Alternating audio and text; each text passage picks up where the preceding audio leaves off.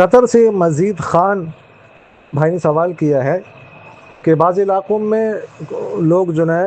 وہ ایسے شخص سے قربانی کراتے ہیں جو علاقے میں کوئی سنت کے مطابق داڑھی وغیرہ رکھنے والا ہو۔ اب اگر کوئی شخص باہر ملک میں رہتا ہے، اس نے پیسے بھیجے اپنی قربانی کے لیے پاکستان وغیرہ میں، اب وہاں پر وہ خود نہیں ہے، اس کے اہلیہ ہیں، چھوٹے چھوٹے بچے ہیں، تو اب کسی اور سے قربانی کراتے ہیں، تو جو کسی اور سے قربانی کراتے ہیں تو اس کے لیے وکیل بنانا ضروری ہے، یا بس صرف یہ کہنا کافی ہے کہ وہ آ جائے اس کو کہہ دے ہماری قربانی بھی کر دے؟